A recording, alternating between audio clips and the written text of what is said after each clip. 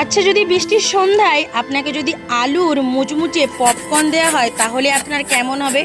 সেই রকমই একটা জিনিস আপনাদের সঙ্গে শেয়ার করছি, যেটা করতে একদমই বেশি সময় লাগবে না, খুব কম সময়ে হয়ে যাবে। আলুগুলোকে ছাড়িয়ে নিয়ে গ্রেটারে কুড়ে নিয়ে আমি ভালো করে ধুয়ে নিয়ে লবণ দিয়ে মাখিয়ে কিছুক্ষণ রাখার পর লবণ জলটাকে চেপে চেপে ফেলে দিয়ে তার ওপর দিয়ে দিয়েছি চিলি ফ্লেক্স, রসুন থেতো, ধনেপাতা কুচি আর গোলমরিচ গুঁড়ো দিয়ে কর্নফ্লাওয়ার দিয়ে এইভাবে মেখে নিয়েছি। তারপরে আস্তে আস্তে ছোট ছোট করে বল তৈরি করে নিয়েছি। সবগুলো একসঙ্গে তৈরি করে তেল দিয়ে দিয়েছি গরম করতে। সেই গরম তেলে ডিপ ফ্রাই করে ভেজে তুলে নিলেই আমাদের একদম মুচমুচে আলুর পপকর্ন একদম রেডি, যেটা খেতে সন্ধ্যাবেলায় দারুণ লাগবে।